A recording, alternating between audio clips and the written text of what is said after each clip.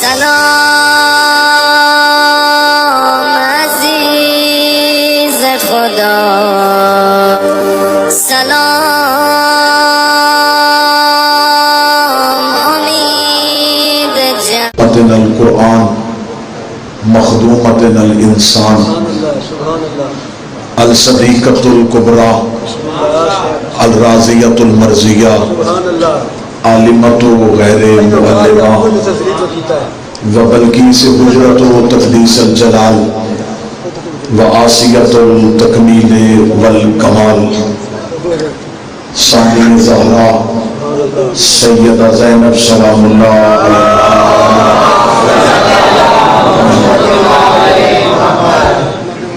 ثم الصلاۃ والسلام علی اشرف الانبیاء والمرسلین وأولادہ الطیبین الطاہرین المعصومین ولعن اللہ تعالی علی اعدائہم اجمعین اما بعد فقد قال حق سبحانہ تعالی فی کتابہ المجید وفرقان الحمید وهو اصدق الصادقین وقولہ الحق بسم اللہ الرحمن الرحیم ثم اورثنا الکتاب الذین اصطفینا من عبادنا بلند الصلوات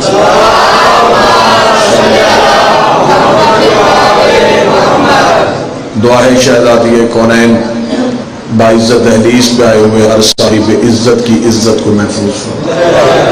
اللہ مالکان خلد کے صدقے سے اس آج کے جشن میں آئے ہوئے ہر ایک شیعہ سنی کا عقیدت کا سجدہ میرا مالک اپنی بارگاہ میں قبول فرمائے، آخری سانس تک عقیدہ حق پہ استقامت نصیب فرمائے، موت کی ہچکی ہو زبان پہ ورد علی ولی اللہ جاری فرمائے، قبر کی پہلی رات ہو زیارت امیر نصیب فرمائے، دعائیں قبولیت تک پہنچائے، سہارا درود کر لیں بلند آواز سے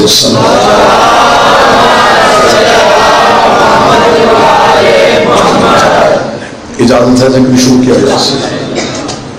سب سے پہلے میں آپ تمام احباب کو شعبان المعظم کی ہر ایک رات کی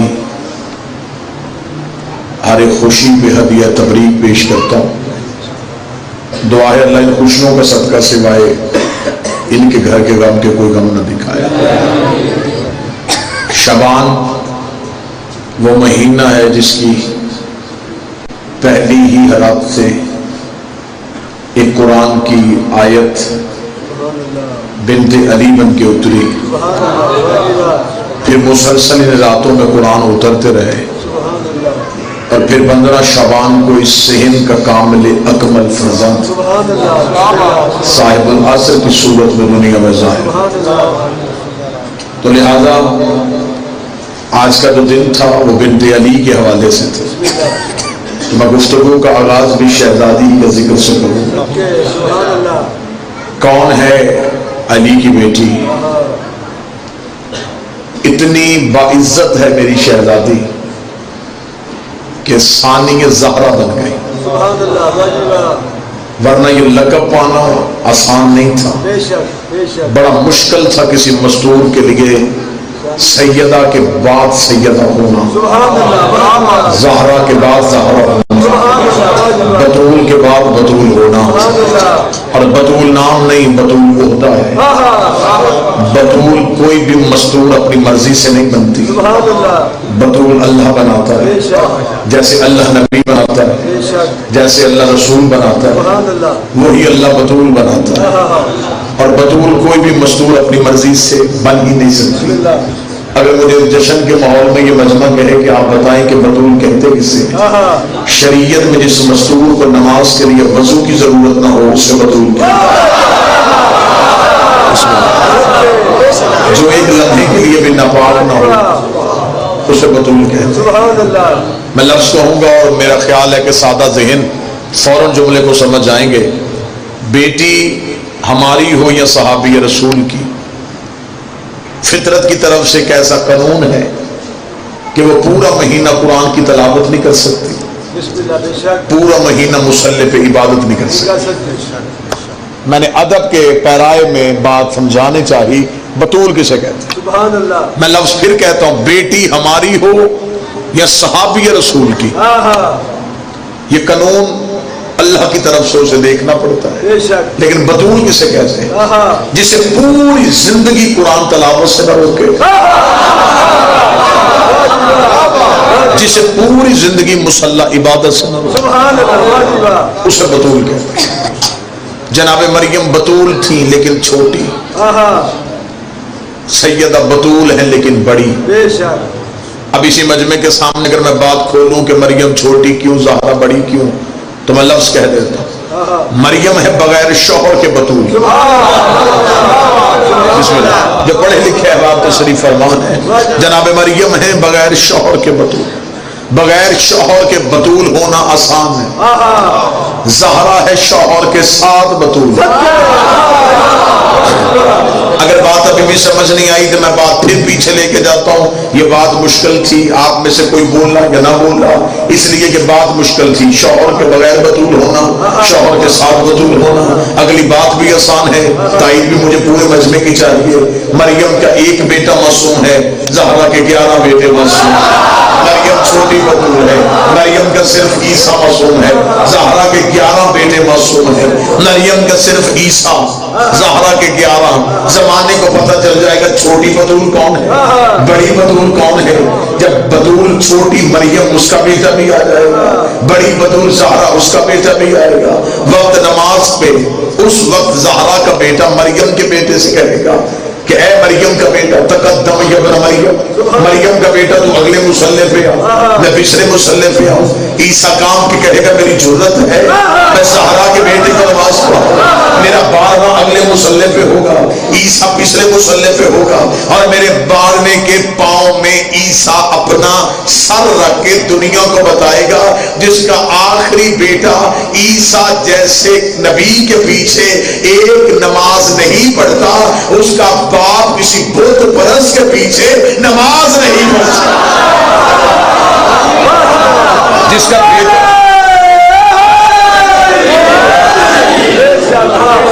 صرف لفظ بطول سمجھاؤں تاکہ مجھے عالیہ سمجھانے میں آسانی ہو.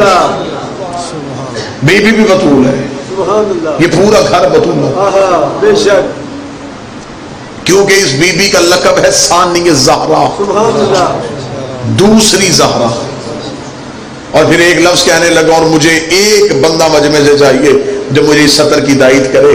یہ تھی جناب سیدہ بنت علی عالیہ بی بی کی عزت، فاتح شام کی عزت. یہ ثانی زہرا بنی، لیکن قیامت تک اس ثانی زینب نہیں بن سکتی. سیدہ کونین عزت ہے آپ کو، بڑی مشکل بات آپ کو. یہ زہرا کی جگہ پہ ثانی زہرا ہوئی، لیکن کوئی عالیہ کی جگہ پہ پھر ثانی زینب نہ ہو سکا. اس کا مطلب زمانے میں اگر کوئی مستور ہے جس کی برابری کوئی نہیں تو وہ صرف اور صرف علی کی بیٹی. اب کیونکہ مجمع بالکل سادہ ہے تو مجھے بات سمجھانی پڑے گی، ورنہ میں یہیں سے بھی بات گزر جاتا تو موضوع بڑا اچھا تھا، لیکن یہاں میں بات سمجھاؤں. میں نے جملہ کہا کہ سب سے زیادہ جناب مریم، آسیہ، حوا، سارا، یہ جتنی معظم بیویاں جس کا ذکر قرآن میں ہے، ان سب سے زیادہ عزت نبی کی بیٹی کی. جناب زہرا مریم سے بھی افضل، حوا سے بھی افضل، آسیہ سے بھی افضل، سارا سے بھی افضل. لیکن پھر جناب زہرا پہ آ کے فضیلت رکی. پھر علی کے گھر یکم شبان کو ایک بیٹی آئی، اس نے اپنی عزت اتنی بڑھائی کہ وہ جناب سیدہ کے برابر ہو گئی. اب پھر اس کے بعد کوئی بھی ثانی زینب نہ ہو سکا. اب میں ایک ہی بات میں پوری گرہ کھولنے لگا ہوں. جناب حوا کی بہت عزت ہے، سب سے پہلی عزت دار مستور جناب حوا ہے، لیکن جناب حوا یہ نہیں بتا سکتی کہ باپ کی عزت کیا ہے. جناب حوا نہیں بتا سکتی کہ ماں کا احترام کیا، اس لیے کہ حوا کی ماں بھی نہیں، حوا کا باپ بھی نہیں. حوا کے پاس سیرت میں ہر چیز ہے، لیکن ماں باپ کی عزت نہیں، کیونکہ تھے نہیں. اس کا مطلب دوسری عزت والی بی بی جناب مریم.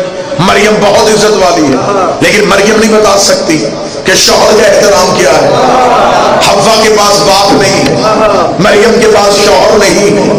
بڑی عزت ہے جناب آسیہ کی، لیکن آسیہ نہیں بتا سکتی کہ مومن شوہر ہو تو عزت کا طریقہ کیا ہے، اسی لیے وہ تو فرعون کے گھر میں رہتی ہے. جناب زہرا عزت عورتوں میں سب سے بڑھ گئی، لیکن زہرا یہ نہ بتا سکی کہ بھائی کا احترام کیا ہوتا ہے، بھائی کے ساتھ کیسے چلتے ہیں۔ لیکن جب علی کی بیٹی آئی پھر حد ہو گئی، بی بی نے باپ کا احترام بھی بتا دیا، شوہر کی عزت بھی بتا دی، حسین کے چارزاد حسین بن کے زمانے کو بتا دیا اگر بیٹی زینب جیسی ہو تو وہ حسین بن کے بھی میدان میں آ۔ اس کا مطلب ہے کہ افضل ترین ہستی ہو گئی جناب۔ اب یہاں میں ایک جملہ کہوں گا کیونکہ ہمیں اگر عالیہ کی فضیلت بھی پڑھنی ہے تو مصیبت سے پڑھنی ہے، کیونکہ اس بی بی کی پوری زندگی میں مصائب، لہذا بہت آپ بڑے بڑے خطبہ کو دیکھیں گے وہ جناب عالیہ کی عزت ڈھونڈ ڈھونڈ کے پڑھیں گے، کیونکہ بی بی کی پوری زندگی میں مصائب ہے۔ اب بی بی کے مصائب میں سے میں فضائل نکالنے لگا، فضائل پڑھ رہا ہوں میں۔ آپ نے پوری زندگی سنا جناب عالیہ کی ایک عزت سنی، لیکن میں ایک علیحدہ رنگ سے پڑھنے لگا۔ مکہ فتح ہوا، خانہ کعبہ کے اندر بت تھے، توجہ پوری رکھیے گا سب، بالکل تعداد نہیں چاہیے لیکن میں موضوع سنانا چاہتا ہوں۔ خانہ کعبہ کے اندر بت تھے، اللہ نے رسول سے کہا کہ کعبہ بتوں سے پاک کیجیے، رسول نے اپنے شانوں کو جھکایا اور علی کو بلایا، اے علی میرے کاندھوں پہ سوار ہو کے ان بتوں کو توڑیے۔ اور شیعہ نے بھی لکھا، سنی نے بھی لکھا کہ امیر المومنین حضرت علی رسول کے کاندھوں پہ کھڑے ہوئے، سنا نبی صلی اللہ علیہ وسلم، اور علی نے کعبہ کو بتوں سے پاک کیا۔ یہ رسول کے کاندھے صرف رسول کے کاندھے نہیں تھے، مہر نبوت بھی تھی، ادھر لا الہ الا اللہ لکھا تھا، ادھر محمد رسول اللہ لکھا تھا، درمیان میں علی ولی اللہ کھڑا ہوا۔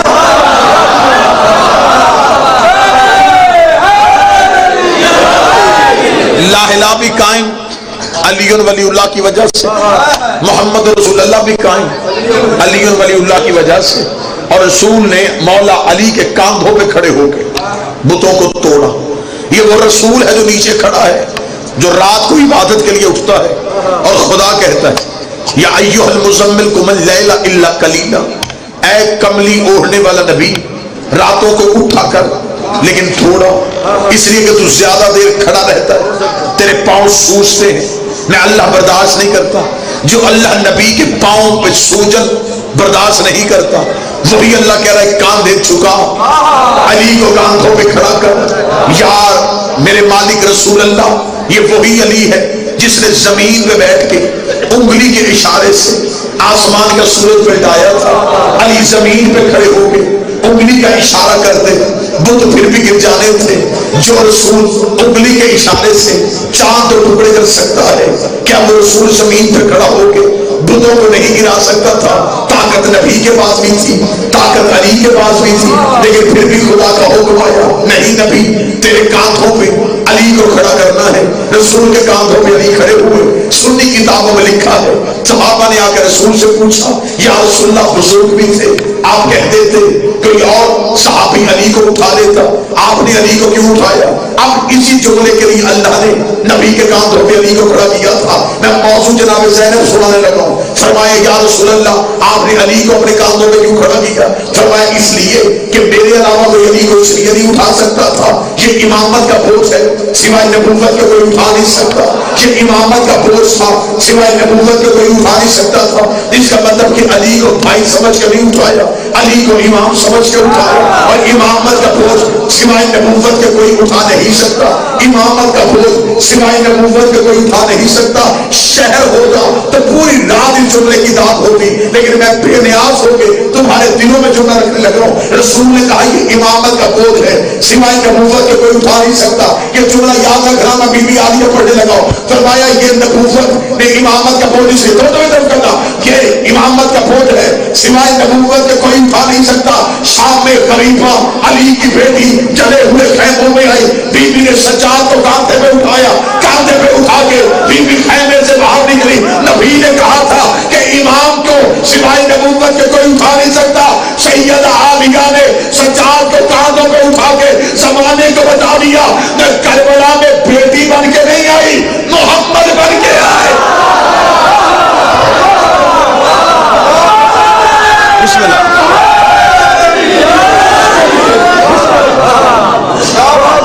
متوجہ صاحب، عالیہ کربلا میں جو سید الساجدین کو اٹھا، یہ بی بی نے پھپھی بن کے نہیں، محمد بن کے اٹھا۔ کتنی عزت تھی عالیہ کی کہ بی بی کے ہوتے ہوئے دو امام خاموش رہتے تھے، سبحان اللہ، بے شک جناب سید الساجدین اور مولا باقر العلوم، دو اماموں کے ہوتے دربار میں خطبے بی بی نے دیے، بے شک بے شک، بازار میں خطبے بی بی نے دیے۔ اب میں جملہ کہنے لگا ہوں، آپ نے ہمیشہ ذاکرین سے سنا، جب بی بی بولی تھی تو بی بی کا لہجہ اپنا نہیں تھا، ایسا ہی ہے۔ کس کے لہجے میں بولی تھی؟ مولا علی کے لہجے میں۔ اب اگر یہ مجمع میرے ساتھ، میں بڑا سمجھا کے موضوع پڑھ رہا ہوں تاکہ آپ کے دلوں میں موضوع اتار سکوں۔ بی بی بازار شام میں بولی تھی تو کس کے لہجے میں؟ مولا علی کے لہجے میں۔ اب یہی مجمع مجھے بول کے بتائے، معراج میں جب پردے کے پیچھے اللہ بولا تھا، کوئی ہے جو قدر کرنے والا؟ تو کس لہجے میں بولا تھا؟ علی کے لہجے میں۔ اس کا مطلب ہے کہ دو جگہوں پہ علی کا لہجہ استعمال ہوا، یا معراج کے پردے میں یا شام کے بازار میں۔ اب میری سمجھ نہیں ہے کہ وہاں زینب بول رہی ہے یا یہاں توحید بول رہی ہے۔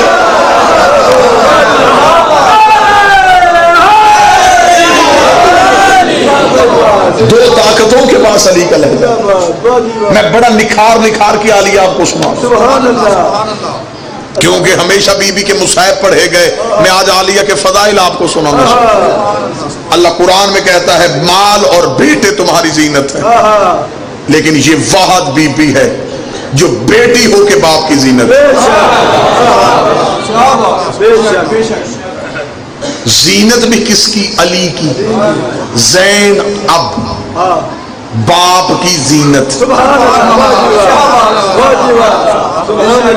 اور میں لفظ زینت سمجھا دوں کہ زینت کسے کہتے ہیں؟ زینت کہتے ہیں سجاؤ کو، سنگھار کو۔ رسول نے فرمایا زینوا مجالسکم بذکر علی ابن ابی طالب، زینت دو اپنی مجلسوں کو علی کے ذکر سے۔ اب میں تمہیں سیدہ کا اسم سنانے لگا ہوں۔ رسول کہتے ہیں زینت دو مجلسوں کو علی کے ذکر سے۔ وہ مجلس نہیں ہوتی جس میں علی نہ ہو، اس کا مطلب علی ہے تو مجلس ہے، علی زینت ہے مجلس کی۔ زینت کے بغیر مقصد فوت ہو جاتا ہے۔ اب بی بی ہے باپ کی زینت۔ جیسے علی کے بغیر مجلس اچھی نہیں لگتی، ویسے عالیہ کے بغیر فضائل علی بھی اچھا نہیں۔ موضوع پسند ہے تو میں سیدہ پڑھوں، میں بھی صرف یکم شعبان کا جشن آپ کے سامنے کروں۔ یہ جو مولا امیر المومنین کے گھر میں یہ جو قرآن کی آیت آج اتری ہے، اس بی بی کی عزت کیا ہے؟ مشکل سے مشکل دعا مانگیے گا، یقیناً اس موضوع کا تقدس اتنا ہے کہ دعائیں ضرور قبول ہوں۔ اب میں بالکل فضائل پڑھ رہا ہوں، مصائب نہیں، ایک لمحے کے لیے بھی، کیونکہ جشن بی بی پہنچی ہے نا جب دربار میں، جب دربار ملعون میں بی بی پہنچی ہے تو اس وقت ملعون کے پاس کچھ سفیر بیٹھے ہوئے تھے، اور وہ سفیر یزید سے پوچھ رہے تھے، یزید یہ تو نے کیا کیا؟ تو نے اپنے ہی نبی کا بیٹا قتل کروا دیا، کلمہ بھی دوسری نبی کا پڑھتا ہے، کیا وجہ تھی؟ تیری دشمنی کیا تھی حسین سے؟ اب یزید انہیں مطمئن کرنے کے لیے وجہ بتا رہا تھا۔ یزید نے کہا میں نے قتل اس لیے کروایا کہ حسین میرے اختیارات کو نہیں مانتا تھا، کیونکہ یہ میرے پاس جو خلافت ہے وہ یہ سمجھتا تھا ملعون یہ اللہ کا دیا اختیار ہے، اس کا جو اللہ نے مجھے اختیار دیا تھا حسین نے نہیں مانا، میں نے حسین کا قتل کر دیا۔ وہ بار بار سفیروں سے کہہ رہا تھا حسین میرے اختیار نہیں مانتا، توجہ میری طرف کرنا، حسین میرے اختیار نہیں مانتا تھا، حسین میرے اختیار نہیں مانتا۔ وہ جملہ کہہ رہا تھا یا ادھر دربار میں بی بی آ گئی، ادھر یزید کی زبان سے یہ جملہ نکلا کہ حسین میرے اختیار نہیں مانتا تھا۔ بی بی کڑیوں سے سر اٹھایا، سر اٹھا کے بی بی نے اونچی آواز میں کہا یزید میں تجھ سے کوئی بات کرنا چاہتی ہوں لیکن تیرے دربار میں شور ہے، تھوڑی دیر کے لیے روشن دانوں سے ہوا روک۔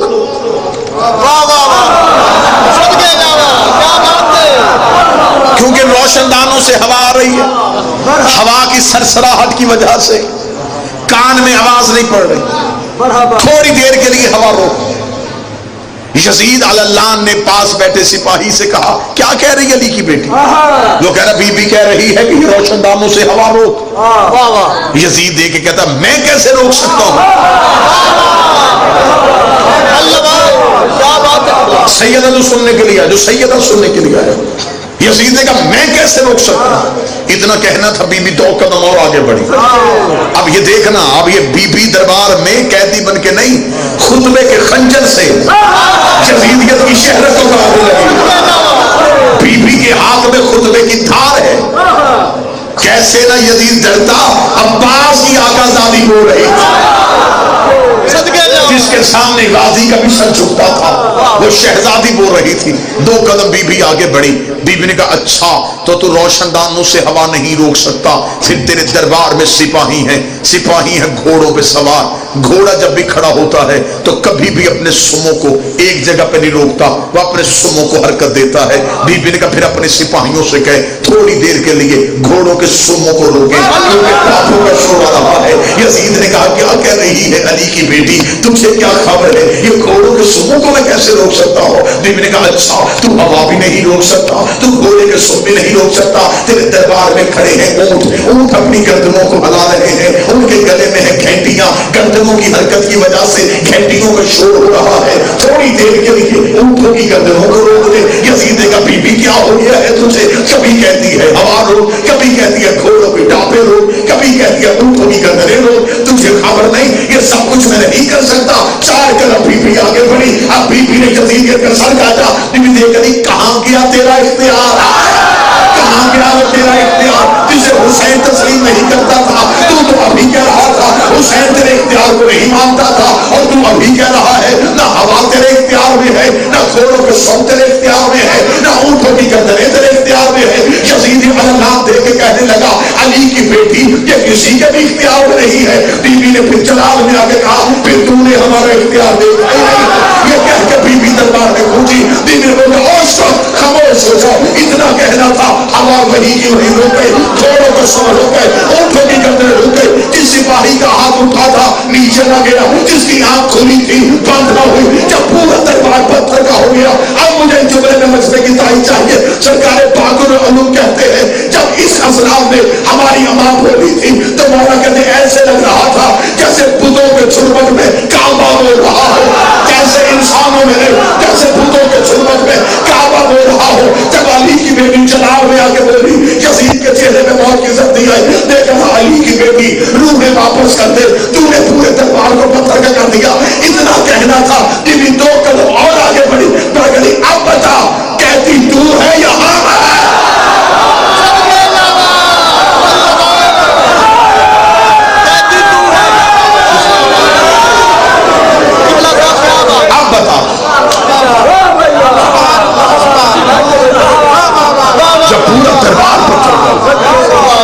سپاہیوں کی آنکھیں بند ہے تو کھل نہیں رہی، کھلی ہے تو بند نہیں، اٹھا ہوا ہاتھ نیچے نہ آیا۔ جب پورے دربار میں یہ عالم ہوا، بی بی نے یزید کی ناپاک روح واپس پلٹائی، یہ دیکھ کے کہتا کانپ کے بی بی اس دربار کو پتھر کا کیوں کر دیا؟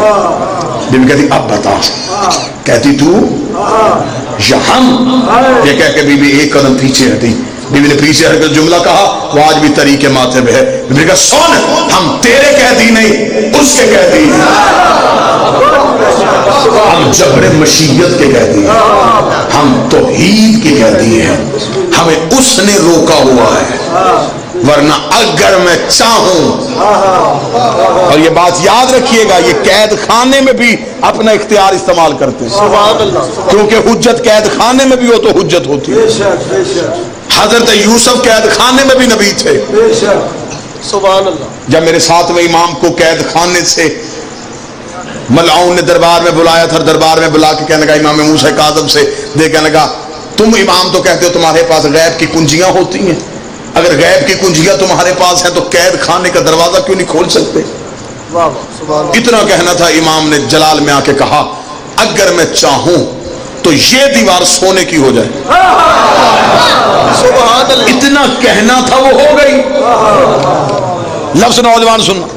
امام نے کہا اگر میں چاہوں تو یہ دیوار سونے کی ہو جائے. امام نے کہا وہ ہو گئی. جب ہو گئی تو لوگوں کا دیکھ رہے تھے دیوار سونے کی.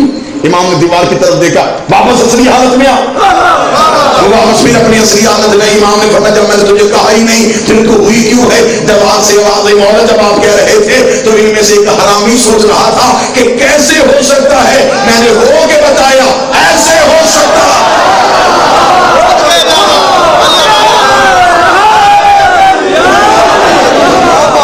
یہ سوچ رہا تھا یہ سب کیسے ہو سکتا ہے, تو میں نے پھر ہو کے بتا دیا ایسے ہو سکتا. اسی بادشاہ کا ایک لفظ مجھے اور یاد آ گیا. بار بار ہارون نے کوشش کی کہ امام کا قتل ہو سکے, قتل نہیں ہو رہا تھا. اس نے قید خانے میں اتنی سختیاں دی کہ شاید اذیت کی وجہ سے امام شہید ہو جائے, لیکن اسے خبر نہیں تھی یہ اذیت امامت کے آگے کچھ بھی نہیں.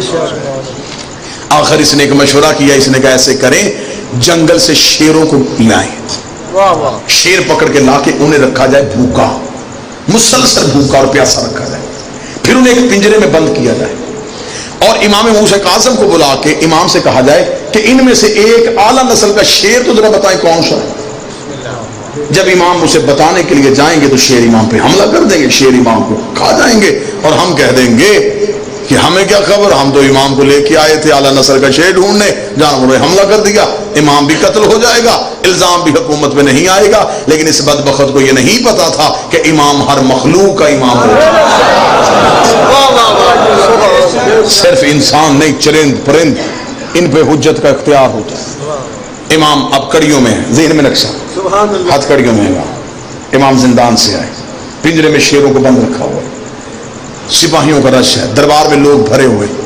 ہارون نے کہا فرزند رسول زحمت آپ کو اس لیے دی, مجھے اپنے پالنے کے لیے ایک اعلیٰ نسل کا شیر چاہیے. یہ زیادہ شیر لے آئے ہیں, ان میں سے آپ ذرا تلاش کر کے بتائیں گے کہ اعلیٰ نسل کا کون سا. یہ کہنا تھا. امام نے اس کی طرف دیکھا. امام نے کہا اچھا تو تجھے خبر ہو گئی کہ اعلیٰ نسل کی پہچان ہم ہی رکھتے ہیں.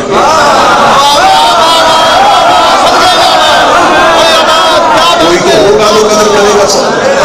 امام نے کہا تجھے اتنا پتہ چل گیا کہ اعلیٰ نسل ہم ہی کے ذریعے سے پہچانے جاتے ہیں. امام نے کہا تالا کھولو. سپاہیوں نے کہا ہیں امام کو تو پتہ ہی نہیں چلا, انہوں تو کہہ دیا تالا کھولو. تالا کھولنا تھا. امام کا پہلا قدم پنجرے میں گیا, جانا تھا. شیر امام کو آتا ہوا دیکھا, پنجوں پہ اٹھے دوڑے. لوگوں نے سمجھا کہ حملہ کرنے لگے, لیکن یہ زیارت کے لیے ترسے ہوئے تھے.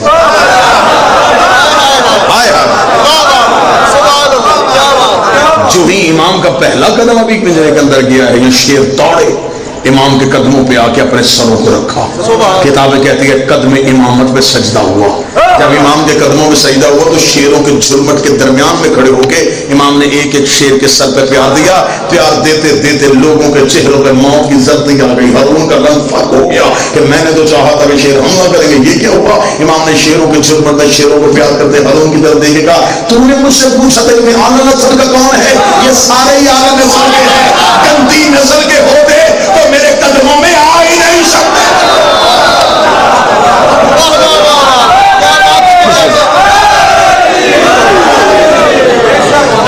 اس کا مطلب یہ جو علی کی بیٹی بولی بات تو بی بی دربار میں بھی تحفظ دین کے لیے بولی.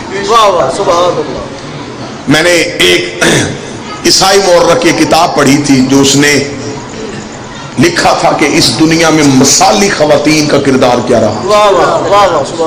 ایک انگریز اس نے کتاب لکھی جس میں اس نے دنیا کی ان عورتوں کا ذکر کیا جن کا کردار دنیا میں مثالی رہا. اس میں اس نے آخر میں کہا کہ سب سے مثالی کردار کربلا میں حسین کی ہمشیرہ کا تھا.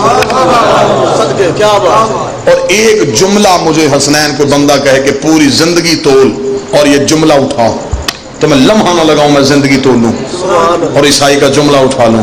اس کا مسلمانوں تمہیں شرم نہیں آئی. اس کا جس کے ایک خطبے نے یزیدیت کا اتنا نقصان کیا, اگر اس کی قرآن کی تفسیر آتی تو کیا حال ہے.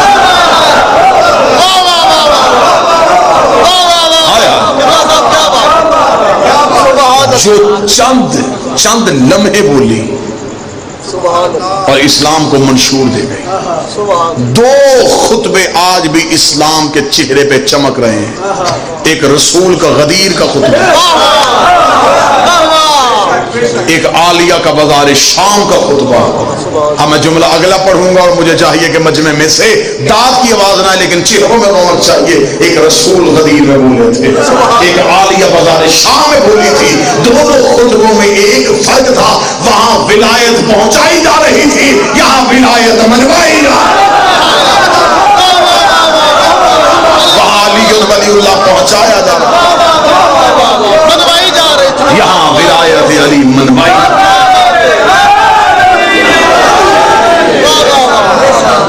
اب دونوں خطبوں میں سے اثر کس خطبے کا زیادہ تھا وہ میرا مجمع بھی فیصلہ کر دے گا. پہنچانا آسان ہے، منوانا مشکل.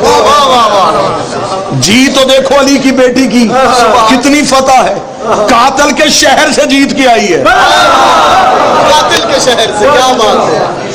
بی بی قاتل کے شہر گئی. اس نے صحرا میں امام حسین کا قتل کیا تھا، بی بی اس کے گھر تک پہنچ گئی.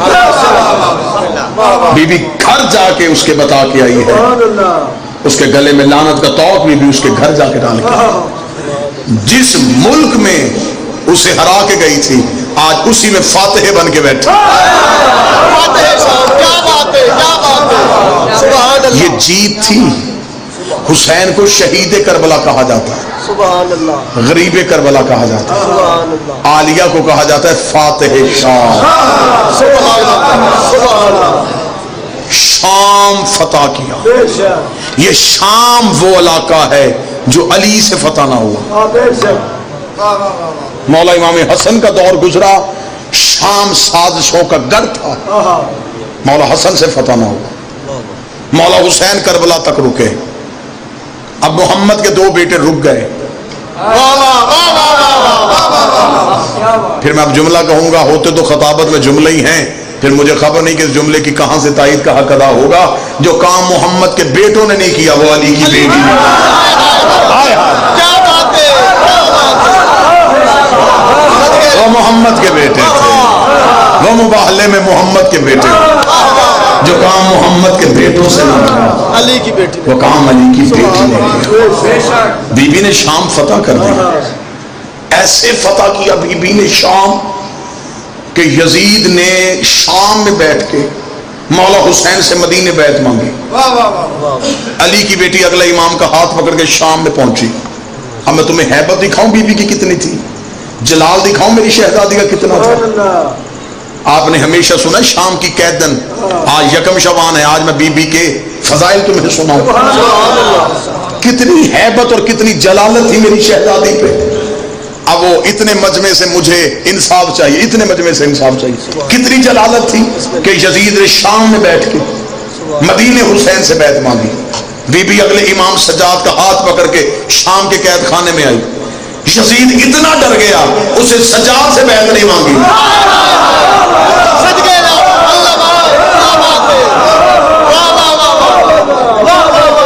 اس نے مولا حسین سے بیعت مانگی تھی تو مولا سجاد بھی تو امام ہی تھے. سبحان اللہ.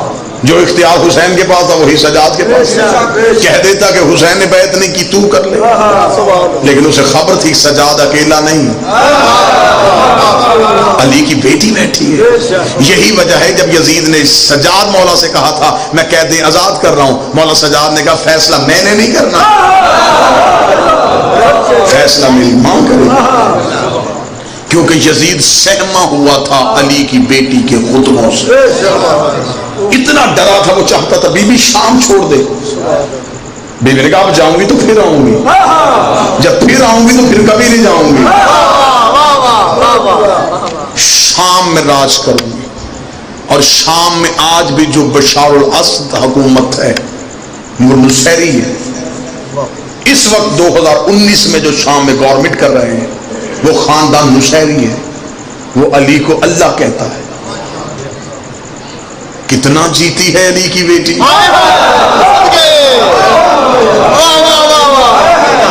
پتہ نہیں کس لہجے میں بولی ہے علی کی بیٹی. کیا بات اتنی بڑی جیت تھی علی کی بیٹی کہ سیدہ عالیہ شام میں بولی اور بی بی نے یزیدیت کو اتنا زخمی کر دیا، اتنا زخمی کر دیا. یہ جو مولا سجاد کو بار بار رات کو زندان سے بلاتا تھا نا، آپ کو ذاکرین سناتے ہیں تو آپ یہ سمجھتے ہیں کہ شاید مولا سجاد کو تکلیف دیتا تھا. تکلیف تو تب ہوتی اگر امام سو رہے ہوتے. سوئے ہوئے امام کو جگاتے تو پھر امام کو تکلیف ہوتی. امام تو سوتا ہی نہیں، کیونکہ امام کی آنکھ بند ہو جائے تو کائنات تو غرق ہو جائے. امام کی آنکھ بند نہیں ہوتی. ہاں، انہوں نے ایک رات ہی چند لمحے کے لیے آنکھیں بند کی تھی اور رضائے پروردگار خرید لی تھی. امام سوئے نہیں تھے. یہ بار بار سجاد کو دربار میں بلا کے دیکھتا تھا کہ کڑیوں میں ہی ہے. اتنا خوف تھا اس کے اوپر سجاد کا. یہ بار بار دیکھتا تھا. اسے خبر تھی یہ لوہے کی کڑیاں ان کے سامنے کاغذ ہیں، کہیں سجاد مجھ پہ حملہ نہ کر دے. استاد قمر جلالمی نے کہا تھا بستر جو مخملی تھا اسے خار کر دیا، سونا فرعون نے شام کا دشوار کر دیا، نیند اس کی باندھ کے زنجیر پا کے ساتھ سجاد نے یزید کو بیمار کر دیا.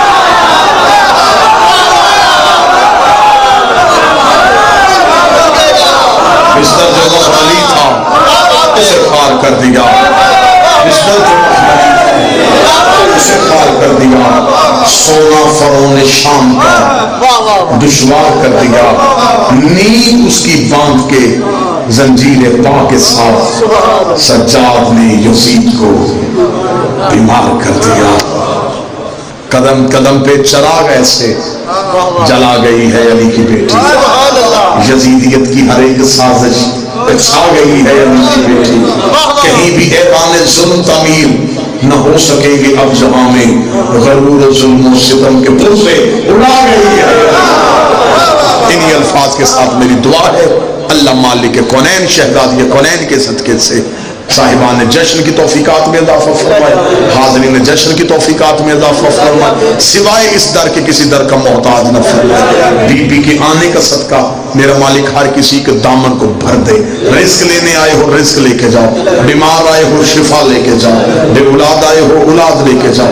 میرا مالک جو مقدر میں نہیں بی بی کے نزول کا صدقہ وہ مقدر میں لکھ دے. جو ان کے حق میں بہتر ہے میرے مالک کو لکھ دے. یہ مالک کا گھر آباد ہو، مالک کا سجن آباد ہو، وارث کا یہاں پہ ظہور ہو.